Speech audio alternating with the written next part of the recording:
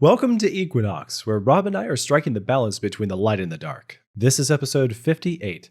My name is Joseph Darnell, and I'm joined by the doctor, the man himself, Robert Carter. Hello, Rob. Shh, shh, shh, shh. I'm looking at this website that's describing how you can buy a lightsaber, and I can't take my eyes off of it. Oh, hey, everybody. How you doing? Oh, yes, close the tab over there, Rob. We got a podcast to do over here, and it's not very visual. Hey, if you could pick a lightsaber for yourself, what color would you go with? My color would be, I don't know. I never thought of this. White. I would like a white lightsaber. No, teal, but that'd be too wimpy. Red would be like, yeah, but how about okay, some awesome forest green. Oh, because no one else would ever do that. Yeah, I like that idea. Yeah, that'd be me. All right. I was trying to think of something marine biology like. If I could pick the color, I would go with amethyst. Amethyst? Ooh. Yeah. What color is an amethyst? Purpley. Purple. Oh, yes, of course. I knew that. Kind of a hint of magenta. I always get lost in, How are you doing? minerals. I'm actually doing great. Sweet. Better It's than just I've been a done. really nice day. I've had like the most bang up week at work ever. I literally wrote more articles this week than I ever have in a similar period of time in Wow. like 12 or 15 years of working at CMI. Do you And have any idea how many articles you've written? No. Okay. Most But you've of written the- for all the magazines and the website too, right? Yeah, the Journal of Creation. I tried for a long time. I tried to get an article in the Journal of Creation on each issue. And that's a lot of work because you got to do research, usually write a computer program for me, and then do a bunch of calculations, make a bunch of graphs, then do some research on how to, write the background, and then it has to get reviewed. And, one of my papers one time, I thought that was the best paper ever, and the reviewer said, "Who is this guy? He sounds like an evolutionist." oh dear. And all I read his comment, and I looked at what I said, and I was like, "Wow, yeah, he's right. I was thinking like an evolutionist." And Ouch. wow, so I just tabled that whole project after weeks of work. I was just totally wrong about the way I was approaching it. See, as someone like me, a layperson, may not even come across that point of view because it just sounds like science to us. I remember a good Sunday school class teacher. He wasn't a scientist, but he pointed out that we take for granted all these things to be scientific, but they really are just part of the evolutionary theory. Yep. And he began the class by getting everyone to take a quiz of 30 questions to see what we knew about science. And they didn't seem to have anything to do with evolution directly. Oh, But it would show that we were thinking evolutionarily. And he'd say, if you said A or B on the thing, then you're the crowd that is mostly thinking for the evolutionary worldview, I gave a talk at a school a number of years ago, and I don't remember exactly what the question was. Oh yeah, it was a dead dinosaur falls into the water and dies, and he sinks to the bottom, and his bones are lying on the floor, and he's slowly buried and slowly petrified. And millions of years later, plate tectonics lifts these rocks up, and erosion exposes a dead dinosaur. And it's rock, it's fossil. And I asked the kids, how many of you think this is the way fossils are made? Every single kid raised their hand. And I looked at the teacher standing on the back wall. I said, teachers, you got your work cut out for you because every single one of your children believes in evolution. Oh. They might not that's realize true. it yet, but this is a completely evolutionary story, and they had no problem accepting it. So, wow, that was an illustration. Good point. Yeah. Well, let's move into one of the side topics for today. This is an Yeah. interesting story that you found. Meet the Appalachian apple hunter who rescued 1,000 lost varieties. Yeah. We don't have many apples in our grocery stores today. That's a good point. And the apples that we have are all the same exact size. In fact, I've been counting because now that apple prices, $5 for 3 pounds of apples. That's nuts. Yeah. And I'm counting, there's 7 apples in the bag. I'm not going to pay $1 per apple, but I'm going to be soon because the prices will keep going up. And so, I'm counting the number of apples in the bag. It's like all these bags have the same number. I want the smaller apples because, the big apples, I get tired of eating them before I'm done. And the small apple, I get more apples per bag so I can, space it out over a longer time and eat one apple. But our varieties today, they are all shippable. They don't bruise easily. They don't dry out quickly. They all ripen at the same time on the tree so it can be picked quickly, etc.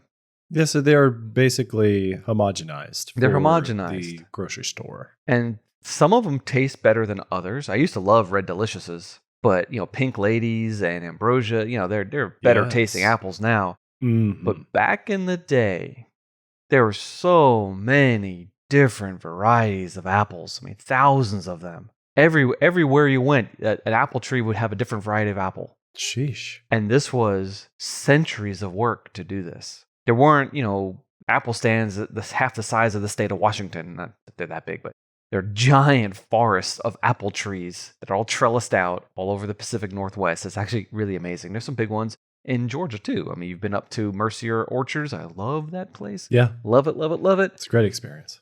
But that didn't exist 100 years ago. All the apples that we have were, well, how do you say it? If you plant 1,000 apple trees, almost none of them are any good. Wow, really? If you grow them from seed. But every once in a while, from seed, you'll get a good one. And that's when you cultivate. And apples look like they derive from the Middle East. In fact, the mountains north of Iraq, which is pretty close to where the I almost said that. I can't believe that. Where the Noah's flood landed, where man first lived. Oh, But that makes total those sense. apples don't look like our modern apples. They look more like crab apples. Oh, yeah. Oh man, I don't know if I ever said this on the show before, and one of these family members is listening. I'm gonna laugh, but forgive me, but I'm still gonna laugh because it's one of the funniest things ever. In fact, you know this family, I believe. At least you know people who know this family. Okay. I was sitting there after church one day talking to these people, and I'm laughing about Johnny Appleseed Why? because he went all over the United States planting apples from seed. Yeah, patron saint of apples. But apples, when grown from seed, almost always make crab apples, Oh, really? which are only good for making apple cider. Oh, no. And so I laughed. I said, Johnny Appleseed was making America drunk. And I laughed and laughed and Wow. laughed. And later on, someone said, Rob, that family are teetotalers. Whoops. And they're descended from Johnny Appleseed. Oh. Oh, my word. Incredible. So a family that starts with a C, you know who you are. I'm sorry if I'm laughing, but that was one of the worst faux pas, social mistakes I'd ever made in my life. And I was totally oblivious to it. Yeah, you found one of those very rare specimens right there. But there are so many different apple varieties around the world. And so what this guy did was he went and he searched historical records and old farm stands and talked to a bunch of old people. And he enlisted help with a couple volunteer friends. And they went around finding old apples and cultivating them. Now, again, most of these varieties are going to be no good for the grocery store. You pick them off your tree and you eat them. They're not going to store in a barrel for a week or a month. They bruise too easily. They might not be consistent in their flavor, but some of them are going to have flavors that are way different than any apple we've tasted. Yeah, so from the picture at the top of the article, they got names like the Yellow Pots, Carolina Beauty, Granny Rogers, Horse, Grand Mommy Cheese, Red Wine, Dixie Sweet, Soda, Red Pippin. Dude. Oat. Just oat. I like soda apple. That means like baking soda apple? What? Or is it I can see an bubbly? apple tasting like that. Is it fizzy tasting, perky? Oh, yeah. Maybe the juice coming out of the apple. Yeah. So I'm a huge fan of heirloom apples. The trees are hard to keep because they get kind of moldy and they break. But some of them have lasted for 100 years in an abandoned farm, and it's all overgrown. That's now a forest. There's a tree still there. So this guy went and found them. I think that's amazing, cool, fun, good on him. And maybe this will result in some interesting new apple varieties in the future. Fantastic story. You ought to check out the article if you want to get that. It's in the links, show notes for this episode. Yeah. Then we have the story that there's a major scientific leap, quantum microscope created that can see the impossible. This is incredible. On a very recent show, we were talking about quantum effects. We're talking about what is the quantum realm, Yeah, but we're talking about how you can get two photons that are linked together. And when you destroy one photon, the other one instantly disappears. That was just the last episode. Yeah, it was. You put them in two fiber optic cables going in opposite directions. And whatever happens to one will happen to the other, even if they're miles apart. And it happens faster than the speed of light. As far as we know, instantaneous. And it's just bizarre. So, some effect that I never would have thought of, these people are using the effects to make better microscopes. Because right now, if you want to image something really small, you need a microscope that's like 1,000,000 times brighter than the sun. And biological things don't like that. So you have to maybe flash it really quickly. Flash! Which means you can't, look at this thing over time. You just had one instantaneous flash, you might have just fried your sample. But by using photons that are coupled, I don't know how it works. The press release was not, or scitechdaily.com, it sounded more like a marketing tool than anything. And when they said, we've improved our resolution by 35%, I don't know if that means 35% better than a light microscope, or their quantum microscope is 35% better than it was the other day. Right. Still making fuzzy images. I don't know what they meant. So it sounds like very incomplete work, but really cool. The idea that we'll be able to see smaller things, faster things, and we don't have to destroy the specimen by using super duper duper bright light to shine on it. So I'm looking forward to new microscopic discoveries based on something like that. That's just a cool idea. Yeah, it says the last piece of the puzzle was sensing, and we've now closed that gap. Yeah. Not every day there's a new kind of microscope invented. No, and this one came out of the blue. I never ever would have expected to use this idea for microscopes. What? But there's some smart people in the world. Yep. Then there is, this is right up your alley. The Turks sure is. enraged as Ancestry.com reveals the truth. Most of them are Greeks. What? Yes. yes. So this is geography, genealogy, genetics, personal genetics, biblical history, world history. There's all these different things that are coming into play here to make a very interesting story. So Turkey, the country, is named after the Turks, which are a tribe that used to live in Asia, like north of the Caspian and Black Seas. This tribe invaded southwest and took over Anatolia, which we now call Turkey. And, well, there used to be people that lived there. I mean, you've heard of the biblical book of Galatians? Well, the Galatians were from Gaul. The Galatians were a Celtic tribe that one of the leaders in that area centuries before had invited to come in and help him fight some enemies. And they came with their families and never left.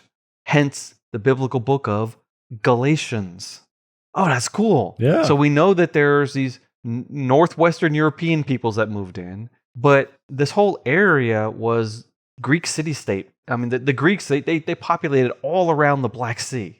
There was Greek city after Greek city after Greek city all around the Black Sea. They made it into the inland of Anatolia. Asia Minor also is another name for it. Around the Mediterranean coast. There's a lot of Greek influence here. And then the Turks came, and it's the age-old question. Same question we ask in India, in England. The same question we ask in Scandinavia. Same question we ask in Germany, France, Spain. When new people came in, did they kill off the originals and take their land? Did they merge with the individual into that population? Or was it just a small ruling class that took over, like in India and in England and apparently in Turkey? The modern Turks, most of them are Greek. And for some strange reason, including the president of Turkey. But a lot of people are mad. I don't think necessarily it's racism against Greek people. Because if you look at the Muslim world, Islam is not a race. It's not a culture group. All sorts of different people have become Muslims. I mean, Indonesia, right, up into the Caucasus Mountains, where the Caucasians, white people. I hate that word, but the Caucasians can be Muslim. West Africans, South Africans, North Africans, Middle Easterners. So Islam is not a race. Yet I think the problem that they're coming out with now is the assumption that a lot of people trace back to Muhammad. Oh. It's probably wrong. And probably the leaders of the country for centuries have been saying that they're descendants of Muhammad. Right. And it's probably not right. Now, I don't know if that's the reason or not, but I suspect that's what it is. I know a descendant of Muhammad. A friend of mine from grad school, I won't mention his name, but he has a typical Islamic name. He was actually a doctor in the Iran-Iraq war. He was conscripted and forced to be a doctor at the border during those battles, and people were coming back with chemical burns from chemical weapons. He was treating them. And then his family was on the wrong side when George Bush the First, when he said, hey, you Iraqis, raise up against Saddam. And they did. And then the U.S. never backed them. And those people got crushed. Well, this guy's family fled to the U.S. He is a descendant of Muhammad. And when he walks in places, Muslims will bow to him. Oh, wow. Just wow. Yeah. So yeah, cool stuff. Wow. Fantastic story. Something's going on in Turkey, making people mad. And the article was also written by a Robert Spencer. Roberts. Yeah, check out the articles if you're interested, guys. You know what Robert means? No, I don't. Neither do I. He's absolutely nothing. What? For real? It's like Egbert. There's lots of Berts in the world. It's just an old European sort of name, probably Celtic of some sort. Overused. Something Bert. Egbert, Robbert, Figbert, Dilbert. Well, the last name Darnell is kind of like that story that in the Bible and elsewhere in ancient times, it was the name of a kind of weed. Oh. But for a name in its naming lineage, there has been some explanation that L in Darnell means God is, but the other part, darn, is unknown what it means, except darn you. Yep. Nobody really knows what it means. So it means God is something. It fill in the blank, and we don't know what the blank is. Lost to time. I used to think that the Carters were cart makers, cart builders. I'm like, yeah, we're the automotive engineers of the medieval world. But no, it means cart driver. Oh, yeah, we're the long-haul truckers of the medieval world. Oh, well. No slamming on you long-haul truckers. You guys are awesome. I know many, but it wasn't quite as, thinking that my guys were making Lamborghinis. No, we were just following behind the back end of a cow.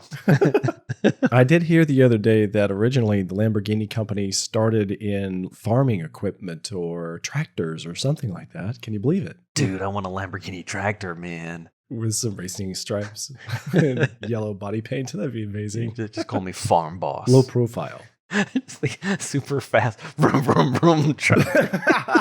In red. It has gold doors. I think we should move on to our topic, Joe. We're getting off topic here. This topic couldn't be any more exciting than Lamborghinis. I don't think it can get better than this. You wanted to talk about lasers. I have wanted to talk about lasers since we started this show over a year ago. Finally, going to be able to talk about one of the weirdest, most enigmatic, and most important inventions in the last half century. Okay, so can I give you my first impressions before you explain the ins and outs of the real scientific approach?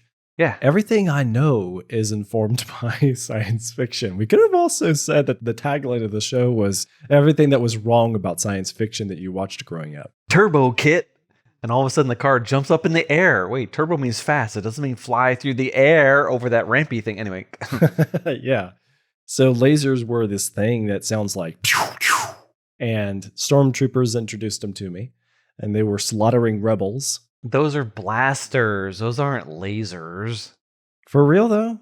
Isn't that a technicality? What would a blaster be shooting out? Well, no, because a blaster beam travels slower than the speed of light. You would never see it coming. Oh. It's more like a particle blaster or something like that. Wait, are you messing with me? Are you getting technical with science fiction, or is this... No. Yeah, I am, actually. I think most people think blaster means laser blaster, but clearly, because George Lucas, you can see the things flying through the air. That's not a laser. Wild. Okay. I did not know this. So are you going to tell me that Star Trek is where the real laser guns are used? No. Those are phasers.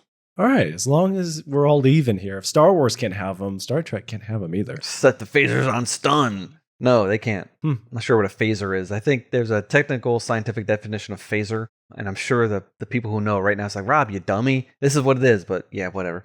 I don't know what it is. So everything I thought I knew about lasers has just been blown to smithereens because I thought they were the guns in Star Wars. Nope. Oh, but wait a second. I'm thinking back to 1960s Star Trek. Those things shot out a beam that held the beam, right? Yeah. Yeah. It's much more laser-like. Oh, okay. Of course, they kind of had to cheat because they had to keep their hand super still to keep that beam all straight. Yeah, I guess so. All right, so what do you think a laser is?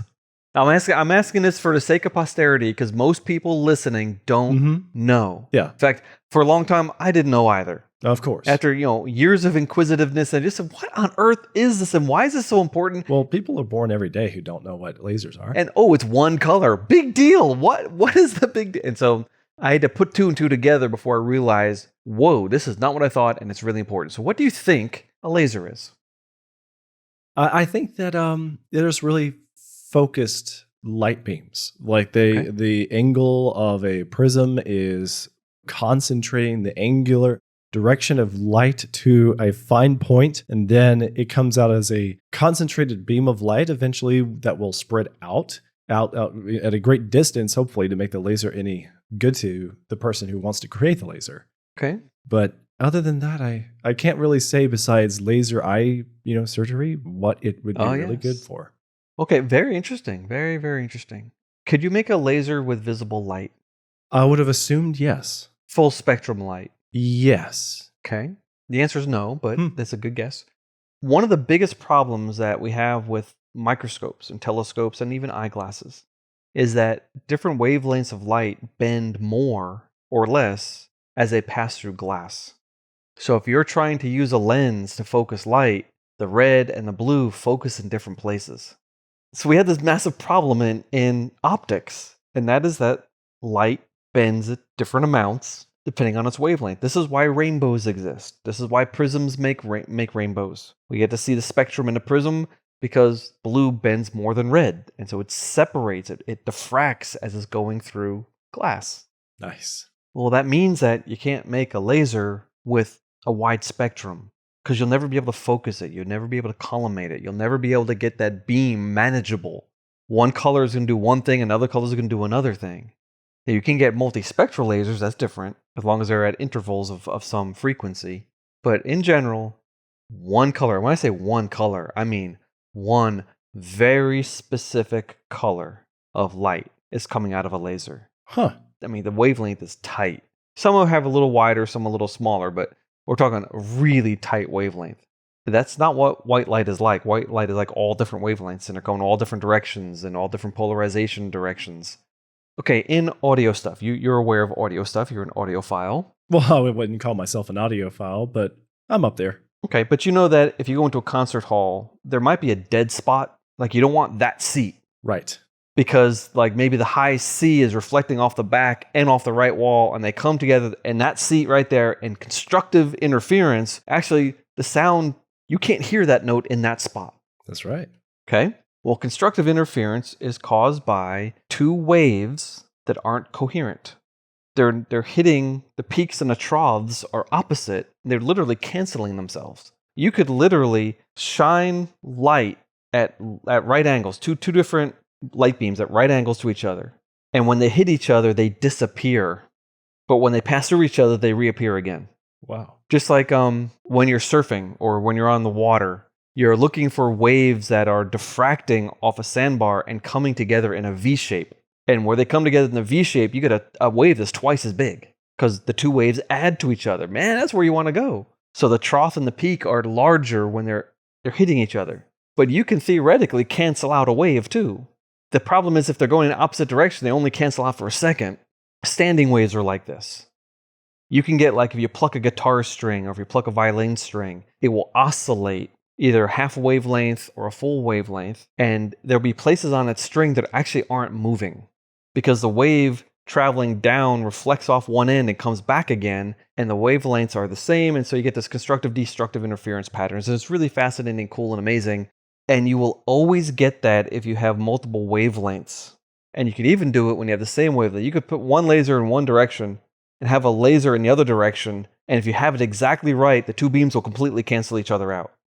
You will not see any light there. But the most bizarre thing is when they do diverge, they'll reappear. It's just wah, ah, ee. So sound waves go through each other, water waves go through each other, and light waves go through each other. Even if they're interfering with one another, when they come out the other side, it's like that nothing ever happened. Did not see that coming. So when we're talking about lasers, we have to, well, let's talk about first, who invented the laser? Probably Albert Einstein. In 1917, he laid down the theoretical framework for lasers, which is light emission from atoms. And then people said, oh, if that's true, then you should be able to do X, Y, and Z. Over the next 40 or 50 years, they started putting things together. By the 1950s, they had masers, which is microwave amplification by stimulation of radiation. This doesn't sound nearly as impressive as laser. The word laser is so cool. Yes, but a maser is a laser. It's just a microwave laser. Because microwaves are light. They're just long wavelength light. And so they had these things called masers. And then in 1960, lots of competition. Everyone was trying it. Some guy at the Hughes laboratory, Hughes, the crazy guy, Yes. played by Leonardo DiCaprio Howard. in The Aviator. Yeah, that Hughes, Howard Hughes. In Hughes' laboratory, this guy finally did it. What he did, and see, oh boy, where do you go? How do you explain this? There's so many different directions to go, which makes this really cool. I don't want to describe how a laser is built. I want to go to, and actually in the notes, to the second page, the top of the second page is a really weird diagram. Looking at it. I remember the first time I saw something like this, I was in my PhD program, and it was new to me. I was like, what? Huh? And it took me a while to even accept that this is even true. But since we've talked about atoms and electrons and orbital levels, maybe the audience will get this. If you shine light on an atom, sometimes the electron can grab the energy from that light, and that'll pop that electron up to a higher energy orbital. Okay. That's not its normal place. It's only there when it's in an excited state. It's going to let that energy go and drop back down to where it was before and re-release the photon. Oh, okay. But the energy coming out equals the difference between those two energy levels. So you can shine white light on an atom and only one color comes out. Oh, okay. It ignores all the wavelengths it doesn't want, but that one wavelength that stimulates that transition, it'll grab that photon, pop up, and then fall back down and re-release the photon. So you can stimulate a bunch of atoms to only release one color of light using dirty light. That is remarkable. Yeah. You can filter out all the other frequencies, ignore them, and you only get one out. Now, it's incredibly inefficient because 99.99 whatever % of your light is being wasted, but you do get that color coming back out. That's one sort of way to make a beginning form of a laser. So just to clarify, the one light color that comes out, would that be a laser? No. Or is it less than a laser? Much less than a laser. Okay. We're talking about phosphorescent paints and fluorescent dyes Oh, okay. and corals that glow in the dark. My PhD dissertation. Yeah. The green fluorescent protein. Now, corals do not glow in the dark. Some jellyfish do. But a coral is fluorescent. It's not phosphorescent and it's not bioluminescent. These are all different ideas. You know the stick-on stars you put on your ceiling are glow-in-the-dark shirts and things like that? Yeah, love those. In our house growing up, my dad had them in his house. Cool. That's called phosphorescence. That is, a pigment will absorb a photon and hold on to it for a long time and then re-release it slowly. And phosphorescence is never bright. It's always really dim because it's a long process. The photon that's absorbed, because of the second law of thermodynamics, you always lose a little bit of energy in everything. So it absorbs a photon, and then when it re-releases it, it actually is coming out at a lower energy level, and the energy difference is lost as heat. Okay, fine. That's kind of here nor there. But for fluorescence, like fluorescent dyes, or corals that are fluorescent, they're green. But they're not actually green. What happens is there's a molecule, a protein, that absorbs a photon of red light. It boosts that electron up to a higher energy level, and it drops back down again, of blue light. Duh. Going the wrong direction. It loses a little bit of energy as heat, and when it comes back down, the light that comes out is now green. There are other pigments that might absorb green light, and it'll boost up an electron to a higher energy level, lose a little bit of energy, it comes out as heat, and when that green light photon comes back out, it's now red. So you're always shifting toward the lower energy level. You go from blue to green or green to red. That's fluorescence. And it happens in milliseconds. Phosphorescence is just long-term fluorescence. It happens over minutes or hours sometimes. But fluorescence is almost instantaneous. It's just atoms grabbing a photon, electrons popping up to a higher energy level, and then falling back down again and re-releasing the photon plus a little bit of heat. So the photon changes color. Were you okay with that so far? Yeah. I mean, that to me was like from Mars. Like, what on earth is this? I had no concept of this at all. And I was in my 30s, probably, maybe my late 20s when I first heard about this. So I was a little behind the scenes. But that's what we're talking about now when we're talking about lasers. Now, here's what you do. You take a gas. You put it in a cylinder so it can't escape. You put a mirror at one end. And you put a partial mirror at the other end. I'll explain the mirrors in a second. Now, you can shine light on it, which is a waste of time and a waste of energy. Or you can send electricity through it. Because electricity is energy, and you can stimulate these atoms much more efficiently. You're not wasting all this photon. You're actually putting just the right precise voltage on this tube So those atoms will maximally absorb the energy. The electrons pop up and they fall down. They pop up, they fall down. They pop up, they fall down. They pop up, they fall down. And you just took electrical energy and converted it into photons. That is weird in itself. Yeah. You took electricity in a wire and converted it into light with a high efficiency. What? Yeah. But because we're only talking about a single transition, you have a pure atom in there, pure gas maybe, like helium-neon mixture. The neon is the thing that's glowing. Well, there's only one electron in the neon that's absorbing that frequency. It's popping up and dropping down. It's only releasing 632 point something nanometer red light. Only. Wow. And that's the magic. Every other light source before this was multispectral. But now we can do a single frequency and a very tight frequency because we're stimulating atoms and electron orbital levels. So this is Einstein's brilliant idea. 50 years later comes to fruition and we get a red laser for the first time ever. I remember the hunt for the blue laser. I don't remember when it was, but it was the 1990s, I think, before blue lasers were invented. When did the Blu-ray player come out? Oh, I don't recall, but I want to say that it was around 2000. Okay, that was after they invented the blue laser. And the reason Blu-ray is a Blu-ray is because it uses a blue laser, which is a smaller wavelength, which means you can focus it to a tighter spot and you can put more digital bits on a disc than you can with a CD, which is a red laser. I was correct. Sony unveiled the first Blu-ray disc prototypes in October 2000. You are the man. Okay, well that was really quickly after they invented blue lasers and figured out how to mass produce them. They come out with this thing, and the reason for that is you can make a smaller spot. So you can store more digital bits on a disc. Cool. Yeah. Maybe you want to get to this later in the show. What do you know about holographic images? Oh, I've made them. Okay, so does that kind of wavelength of light have anything to do with any of this? Absolutely. When I was teaching high school, the physics teacher, I always taught physics labs and AP biology, but only physics labs. But the AP physics teacher and the physics teacher, every year, she set up a hologram producing laboratory. We took an inner tube, like a big fat, like float down the river type of inner tube. On top of that, we put a marble slab, so it's heavy but bouncy. And on top of that, we would put an object we wanted to make a hologram out of. And we had a laser and a mirror, and it would pass through a glass slide that we would have to develop like a photograph. So we'd put it in the solutions, in a totally dark room. And it's funny because the students always had trouble with this. You had a card in front of your laser light.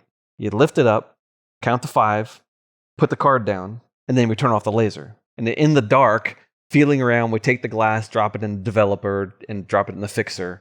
And maybe 1 out of 10, some years better, some years are worse, but you would see a 3-dimensional object in that piece of glass.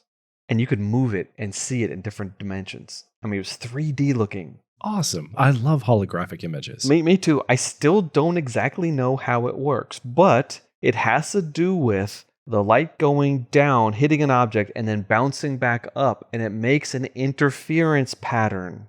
So if the distance between the emulsion and the object is an interval of the wavelength, you'll get a constructive bright spot. If it's a half a wavelength off, you'll get a deconstructive dark spot.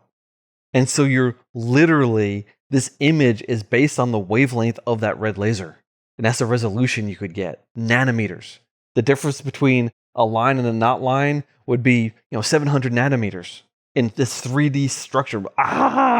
Craziness. But I still don't know why it makes an image you can tilt. But I remember the first time I saw one, I think it was on National Geographic in the 70s, an eagle or something like that on the front. Oh, and then a little while later, they had a big skull, maybe 2 inches by 2 inches. And everyone who had National Geographic got this 3D skull thing. Cool, weird stuff. Back in the 90s, I was young, and for baseball season, there were collectible cards, holographic cards that the Denny's diners would sell once a year during baseball season. And you could collect them, and they had the animated movement. So if you just tilted it one way or the other, the holographic image would also change to show a video clip of a baseball game, somebody catching a fly ball or an incredible home run hit or something like that. Now, you're not talking about one of those plastic things with the ridges. No, I'm That's just not. a whole bunch of little prisms that you turn and you see 3 pictures. Right. Hologram. Holograms are cool. I still don't understand them, but they're cool. All right, let's talk about how to make this laser light. Yes. Okay, so you have, it could be a liquid, it could be a gas, it could be a lot of different things. You can laze. I love that they made a verb out of this. You can laze a lot of different things, but typically it's a gas. Usually 2 different gases. One that's just one that is just helping things along, and one that's actually doing the lasing. And you put some energy into this tube of gas. It could be light energy. It could be electrical energy. Typically, it's electrical energy. That causes these electrons on these atoms to be stimulated, and they pop up to higher energy level, and they fall down again and release some light in all directions. But the light that bounces off the mirror at one end comes back again. And if it strikes an atom that's in an electron that's in an excited state, it knocks it out of the excited state in the same exact direction that the first photon was traveling, with the same polarization. So they're in phase. And then it bounces off the other mirror. These 2 photons, they come back. And if they hit any photon, any electron in there at an excited state, it knocks them off their perch. And now all these photons are in phase and they're polarized together. And they bounce off the other mirror, and they bounce back and forth and back and forth and back and forth. And they're doing a dance together. And they're all together. And then the other mirror, though, is not a perfect mirror. Usually it's a partial mirror. So some of those photons will leak out one end of the laser cavity. So you need the 2 mirrors to keep on knocking these electrons off their perch in sync. That's the key. They have to be in sync. They have to be together. And then when the light comes out, it's one single wave. All the photons are oscillating in exactly the same direction at the same time. It's a perfectly collimated, perfectly together. I'm trying not to use the big words. I'm reading all this, trying to get ready for this, and I was reading a bunch of words I didn't understand. And then I look up the word, I was like, okay, I know I got it, but I can't say that. But they're coherent and they're collimated, which means that there's no destructive interference anywhere. And if you put it through a lens, all those photons bend in exactly the same way, so you can focus it down to a very small point. Now, a lot of our laser things are based off of laser diodes, which don't produce really well collimated light, but you can put a lens in front of it, like a laser pointer. That's a cheese wad laser with a lens that focuses it so you get a straight line. Now, it's not perfectly straight because the lens isn't that good. It's a cheapo lens. That's why your laser pointer from across the room makes a bigger spot than it does when you're close up. Better lens, you could have a better point. Now, there's a limit to it, because light does diffract no matter what you do, especially when you're in air. It hits air molecules and bends all over the place. But in space, a laser can go a long way. I mean, between here and the moon, you can get a laser that's only as wide as the moon by the time it hits the moon. Oh, wow.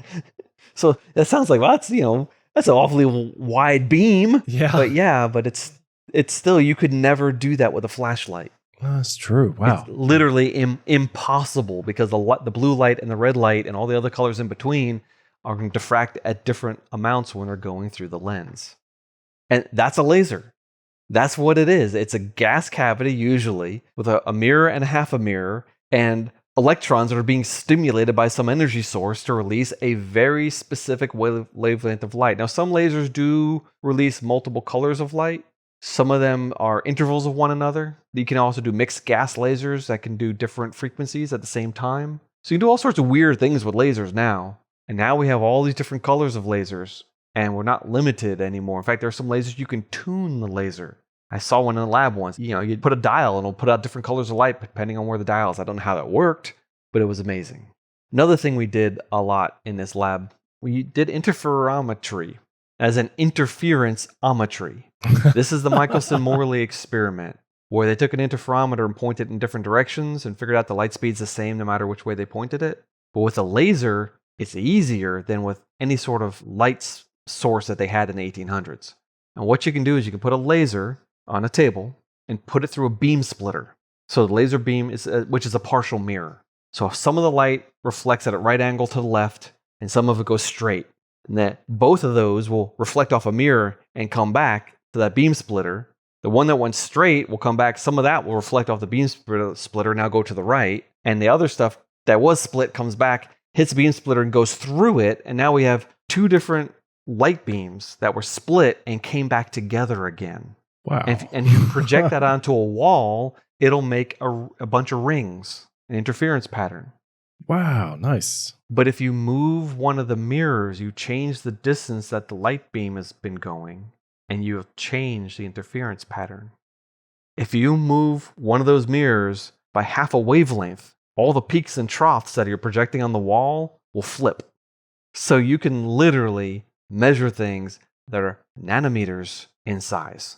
Wow. This is how we measure the distance to the moon, because the Apollo astronauts left a corner reflector on the moon. Now, granted, you need a very powerful laser at a very specific frequency that can go through the atmosphere, go through space, hit this mirror, bounce back, and you can still see it. You're only getting a couple of photons back.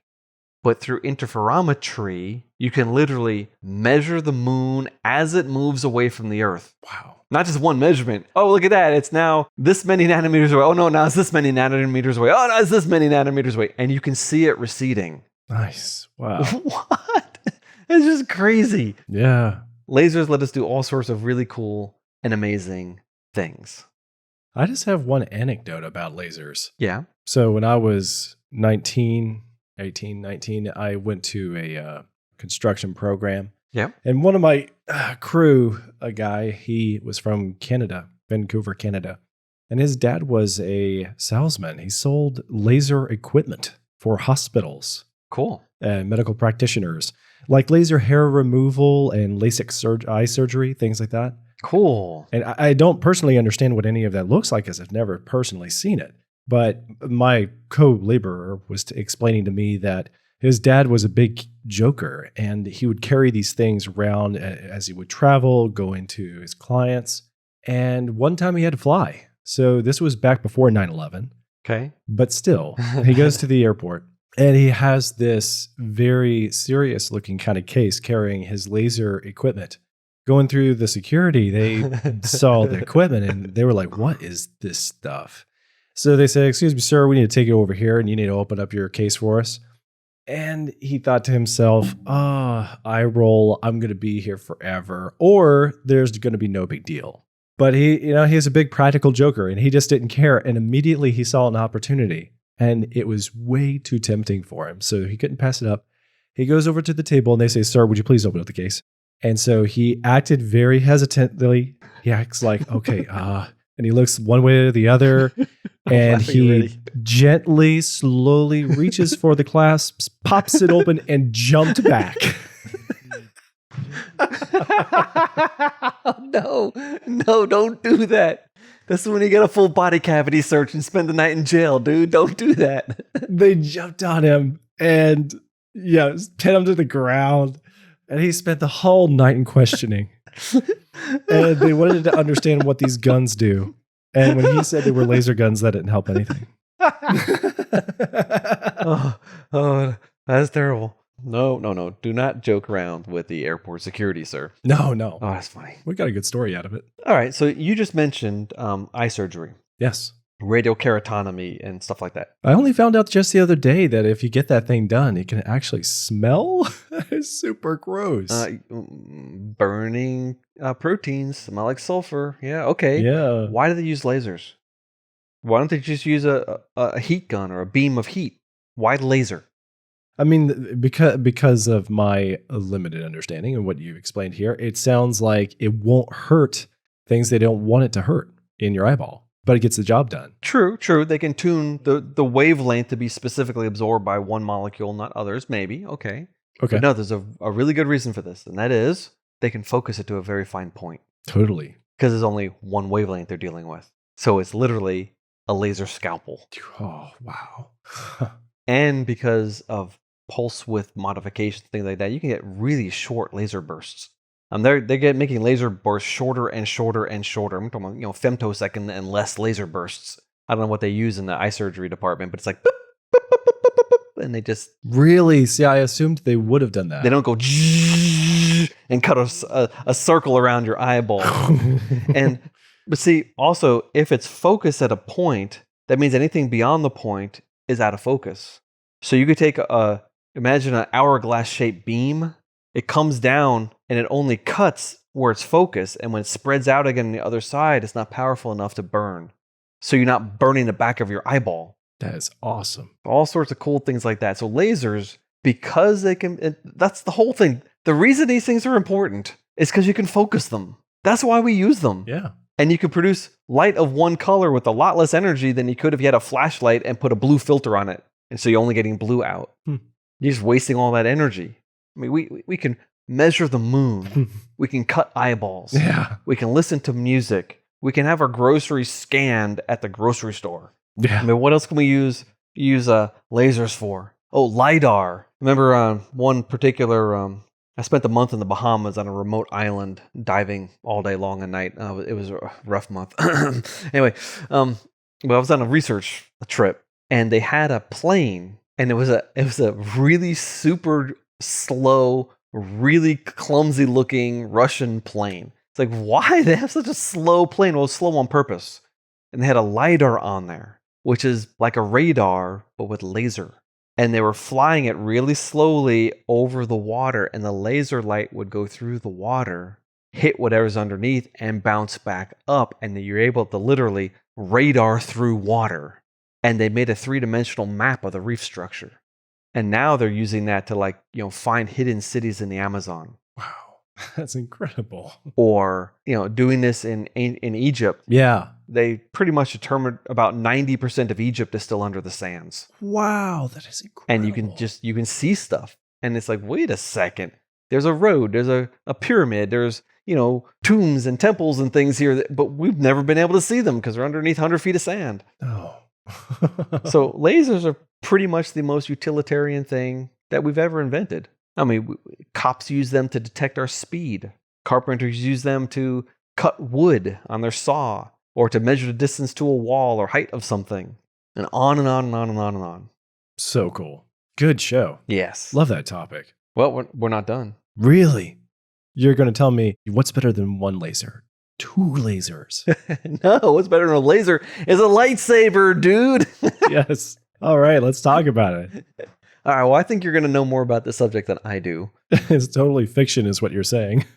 In Star Wars, what's a lightsaber? It is the idea that you're creating a light beam blade, and it has matter enough to it that it'll actually bounce off of another lightsaber. Or theoretically, laser beams would bounce off of it. Yeah. Remember, light's a wave, Mm-hmm. and light waves pass through each other? That's right. So, with a little finagling of fantasy science fiction, the idea was that it is produced by crystals and power in the hilt, and then it only goes out as long as you want the blade to go. So if you were a smaller, say, Jedi Master like Yoda, maybe your lightsaber is much smaller for your stature. And then if you're a taller guy like Darth Vader, you have an extra long blade because you're a tall guy anyway. So your blade is longer than everybody else's.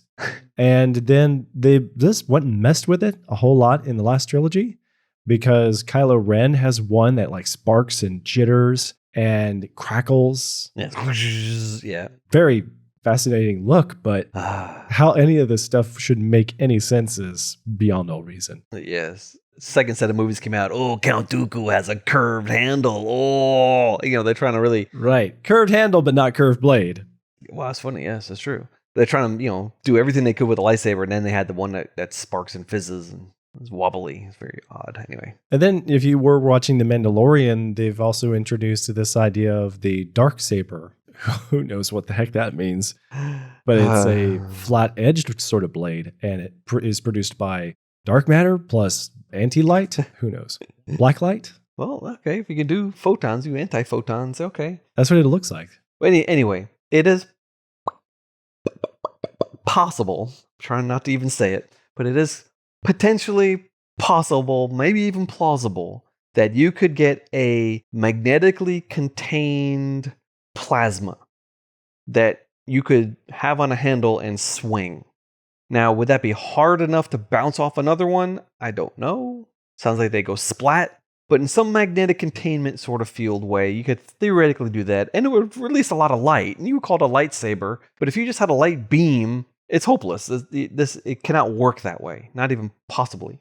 Now, there's a guy on YouTube who is making lightsabers, and they'll cut through just about anything, and it's amazing. Oh, and they're super hot. Yes, because that's it's basically thing. Star Wars lightsabers are not bristling with heat. Yes, a metal rod that he runs lots of electricity through and makes it white hot.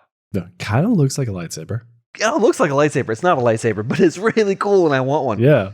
And then the lightsaber companies like parksaber.com, they're not really lightsabers, but they do produce light. No, they're using RGB lights and the LEDs. Yeah, a plastic stick that you light up or something like that. It's still cool. I would love to have one. They are impressive that they can withstand, like a beating and a little bit of a cosplay lightsaber blade match at an event. You could actually show off your stunts. Yes. Use those blades and they can withstand a beating.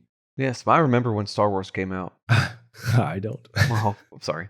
I was young. I was like in second grade, maybe third grade.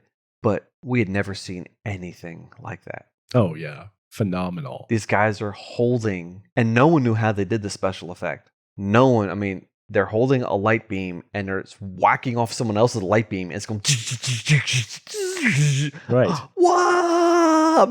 We were literally in awe. Now today it's like, yeah, whatever. And you watch Star Wars, like, oh, that's so stupid. How about horrible special effects can you get, man? That's lame. And it was, mouths hanging open, eyes wide, not knowing what you're seeing and not even believing what you're seeing. That was the effect of the first time anyone saw a lightsaber. Totally amazingly cool. Do you know who named them? Who? It wasn't George Lucas. He was going to call them laser swords. Oh, yes. Laser swords. And Alec Guinness thought that was pretty lame. And when he was reviewing the script with George, he said, you can't call them laser swords. George is like, well, that's what they're called. And then Obi-Wan Kenobi told Luke Skywalker that it was a lightsaber, his dad's lightsaber that he was giving him. Wow. Alec Guinness. Well, just like in early drafts, Luke Skywalker was Luke's Starkiller. They said, nah, that doesn't cut. He's terrible. Skywalker. Wow, what? What's a Skywalker? This is man. Kind of like a Carter. I cannot tell you what my little third grade or second grade brain was doing, sitting there watching Star Wars in the Southampton movie theater on the big old fashioned movie screen. They took that one theater and divided it into 5 later on. They put a line down the middle, which meant the big circular thing on the top of the ceiling was in 2 halves. And then they took the balcony and put a screen in front of the balcony and divided that into 2 theaters, of tiny little theaters with a screen right in front of your nose. And then they took the stage and put another theater on the stage. So one movie theater became 5. Amazing. It's amazing how much that film has influenced everything. We probably wouldn't be talking about lasers tonight if it wasn't for that film. Well, we might be. They were invented in 1960, and they have become basically ruling our world now. So Well, they are pretty fascinating. Just they wouldn't be as exciting in the conscious mind. The general populace thinking, "Ooh, lasers." Probably true. Because in general, people have the idea you can put a laser on a hilt and use it as a sword. Yeah, and make a laser sword. That's just a cool idea. Laser tag, anybody? Oh yeah, laser tag. That's right. Now, it's not really laser, it's just really infrared light. Oh, really? That's too bad. And infrared sensors, yeah. But it's focused. It goes through a lens. Infrared tag doesn't sound the same. Maser tag sounds like you're going to fry someone. Yeah, I got my maser box out in the garage. But actually, maser tag and microwaves and red light are not too far apart. Interesting. So, that was cool. Thanks for the conversation. Yeah, it's super. So thanks everybody for joining us on this quest. If you found this episode interesting, please consider sharing it with your friends and family that love lasers. And if you want to dig deeper into the subject, you can find cool stuff that Rob put together for the show notes with this episode. They're available at our website, nightowl.fm/equinox/58. The show notes are also with this episode if you subscribe to the show in an app on your phone. Biblical Genetics is also available on Facebook and YouTube, where you can watch the videos and join in the discussions with Rob and the other viewers. And if you want to find me, I'm at JCS Darnell on Twitter, and you can take a listen to my other podcast, Hi-Fi, which is available at nightowl.fm/hi-fi. Until next time, goodbye, Rob. Goodbye, Joe. You've been listening to Equinox.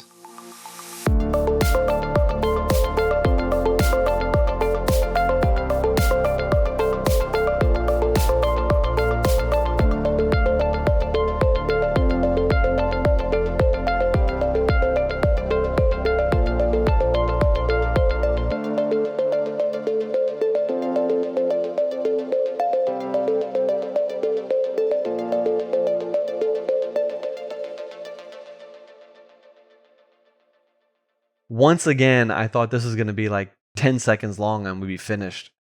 No. If you're going to talk about 1,000 varieties of apples, it's going to take a few minutes. Yes. The lasers are just awesome, man. Do we really refer to the equipment as stuff like laser cannons or laser guns? Is there a really boring term that the scientists and the engineers use instead of the cool ones like cannons or guns? No. Okay. They just call them lasers. A laser gun would just be a powerful laser. Okay. Laser cannon would just be a powerful laser. Okay. It's just all, you just literally, it goes, that's what it does. You heard that, right?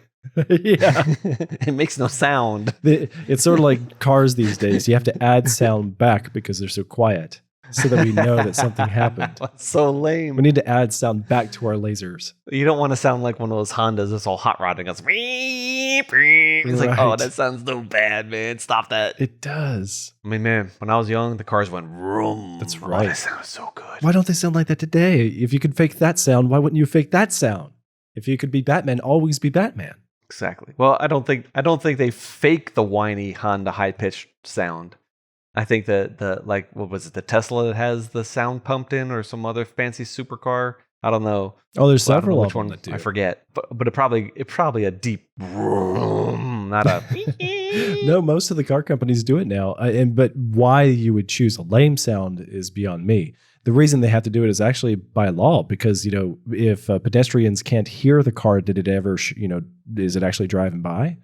They have to have awareness, auditory awareness. Oh, that's interesting. Yeah. The first time I ever saw a Prius back in, I don't know, late 90s. No, it was 2004-ish. I remember all I heard was the tires rolling on the gravel on the parking lot. And it was so quiet. It's like, that could have run me over and I wouldn't even, but yeah, you had to retrain your ears. I hear something. It's not going vroom, but you get used to cars being a lot quieter. Yeah, at the late 90s, I was riding my bikes in the neighborhood. I was going downhill on this street, and I get goes down, and it slopes off, and it becomes level, and I start slowing down. Out ahead of me extended the shadow that a car was casting from behind me out in front of me. I looked over my shoulder, and the car was not very far behind me, and it was like a Buick or something, some old school luxury car, and it was virtually silent. And I mean, I had nothing on my ears, and I could not tell that car was there. That woke me up to it. I was nervous after that, riding my bike. But they have gotten a lot better than they were then. Cool. Good show.